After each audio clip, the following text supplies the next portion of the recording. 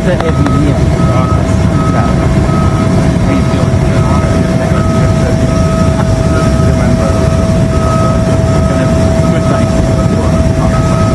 विमान का दरवाजा खुलता है, प्रधानमंत्री नरेंद्र मोदी वहां से नीचे उतरते हैं और उनका इंतजार कोई अधिकारी नहीं बल्कि खुद न्यूजीलैंड के प्रधानमंत्री क्रिस्टोफर लक्सन कर रहे थे। दोनों ही नेताओं ने गर्मजोशी से हाथ मिलाया, फिर एक दूसरे को गले लगाया और यही वो पल है जो अब पूरी दुनिया में चर्चा का विषय बना हुआ है। तो प्राइम मिनिस्टर मोदी के हवाले से कहा जाता है कि उनको 35 इंटरनेशनल जो फॉरेन अवार्ड्स मिल चुके हैं, ऑनर्स कह लें, अवार्ड्स कह लें, एज ऑफ जुलाई 2026। और इसमें जो सबसे इम्पोर्टेंट चीज़ है कि ये हाईएस्ट लेवल के, ये high level civilian state honours हैं। तो मोदी साहब जहाँ पूरी दुनिया में जाते हैं तो हर जगह पर ही उनका बड़ा अच्छा इस्तकबाल होता है, बहुत ज्यादा चर्चा रहता है। लेकिन उन्होंने क्या किया कि ऑस्ट्रेलिया जाकर पाकिस्तान को बड़ा मजाक बनाया, बड़ा मजाक उड़ाया। उन्होंने अपनी स्पीच में उन्होंने कहा कि ये जो ऑपरेशन सिंदूर था ये तो एक डेमो था। ऑस्ट्रेलिया में प्रधानमंत्री मोदी की विजिट, इंडोनेशिया में विजिट और न्यूजीलैंड की विजिट, तीनों से सभी वेस्टर्न कंट्रीज में आग लग गई है। साथ में रिम पैक में इंडियन नेवी अभी हवाई में पैसिफिक रिम ओशन कंट्रीज के साथ एक्सरसाइज कर रही है। 30 देशों की नेवियां वहां पर है। टेस्ट की उन्होंने एक क्रूज मिसाइल्स टेस्ट की जिसकी रेंज 10,000 मील है और this gives China the nuclear triad. उसकी वो डेमोन्स्ट्रेशन कर रहे हैं कि हम सबमरीन से भी मिसाइल्स मार सकते हैं which are nuclear capable. Anyway वो बंदर भपकियां हैं। ऑकलैंड एयरपोर्ट पर प्रधानमंत्री नरेंद्र मोदी के स्वागत की ये तस्वीरें और वीडियो काफी तेजी से वायरल हो रहे हैं। खास बात ये रही कि न्यूजीलैंड के प्रधानमंत्री क्रिस्टोफर लक्सन ने खुद इस स्वागत का वीडियो अपने सोशल मीडिया प्लेटफॉर्म एक्स पर साझा किया और लिखा, welcome to New Zealand prime minister Modi. जय हिंद। साथियों, पीएम मोदी 3 देश के दौरे पर गए। सबसे पहले वो इंडोनेशिया गए और इंडोनेशिया ने भारत से हथियार खरीदने की बात की और ब्रह्मोस के बाद उन्होंने अस्त्र मिसाइल भी खरीद ली। और उसके बाद पीएम मोदी ऑस्ट्रेलिया गए और ऑस्ट्रेलिया के साथ उन्होंने जो बातचीत की वो देखकर चाइना फिर से जल गया। और उसके बाद अब पीएम मोदी न्यूजीलैंड पहुंचे, जहां पर न्यूजीलैंड के साथ में पहुंचते ही खेल हो गया। पीएम मोदी जैसे ही जहाज से उतरे, न्यूजीलैंड के प्रधानमंत्री वहां पीएम मोदी का स्वागत करने के लिए खुद खड़े थे और जैसे ही पीएम मोदी प्लेन से उतरे, न्यूजीलैंड के प्रधानमंत्री ने पीएम मोदी को गले लगा लिया।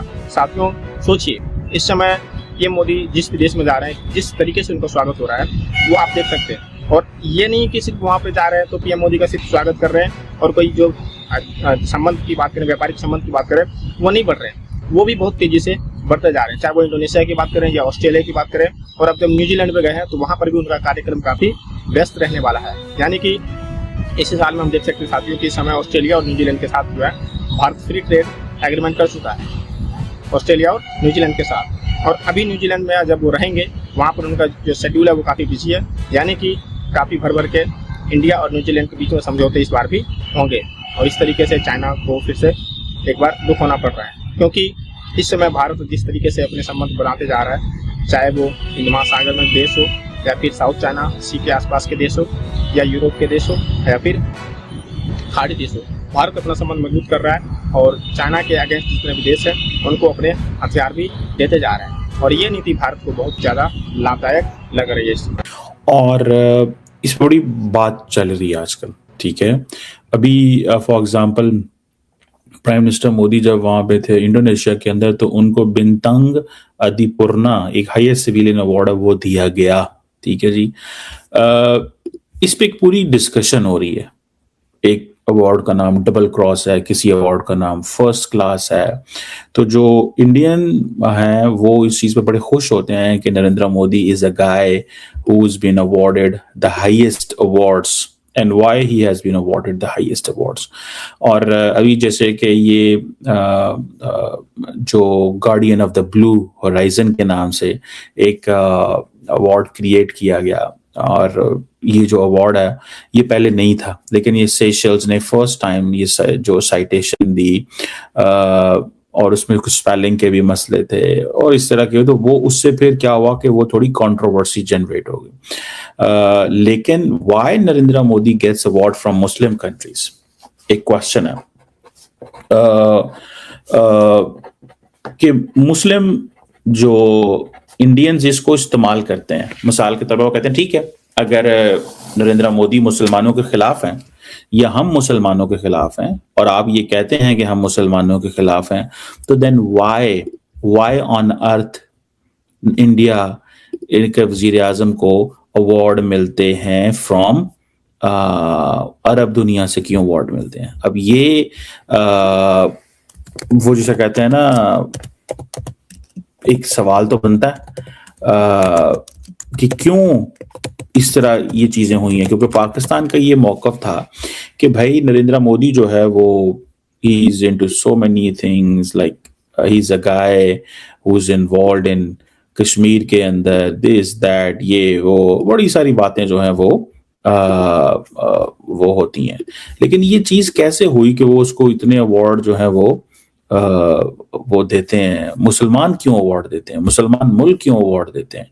ये एक सवाल तेजी से इंडियंस ने इस सवाल को जो है वो उठाया और कहा कि हाँ हम बुरे हैं लेकिन हमें अवार्ड क्यों मिलते हैं?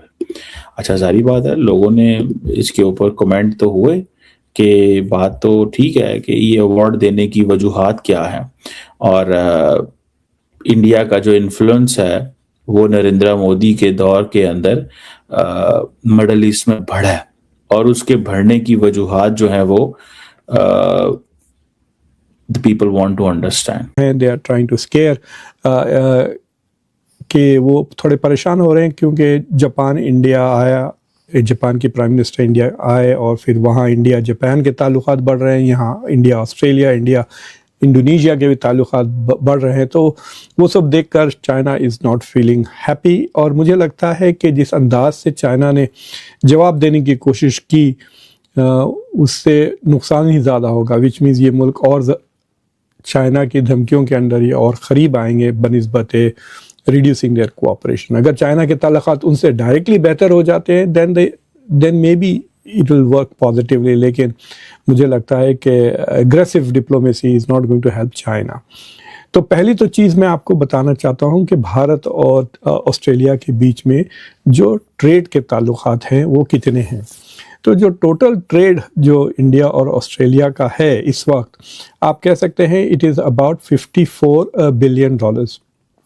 जो लोग दूसरा नंबर देख रहे हैं वो इसलिए है कि मैंने इस बार जो टोटल ट्रेड है उसमें गुड्स और सर्विसेज, यानी जो चीज़ें बनाते हैं और जो सर्विसेज ऑफर करते हैं, वो दोनों को मिला लिया। तो अगर आप वो दोनों को मिला लें तो दोनों का ट्रेड $54 बिलियन हैं, और कोशिश कर रहे हैं दोनों मुल्क के 2030 से पहले ये टोटल ट्रेड $100 बिलियन का हो जाए, और मोस्ट प्रॉब्ली हो भी जाएगा। तो अगर आप देखें इनका, या ये जो आप देख रहे हैं इन्फोग्राफिक मैंने जो बनाया है, तो इसमें जो मर्चेंडाइज ट्रेड है यानी चीज़ें जो बेचते हैं उसमें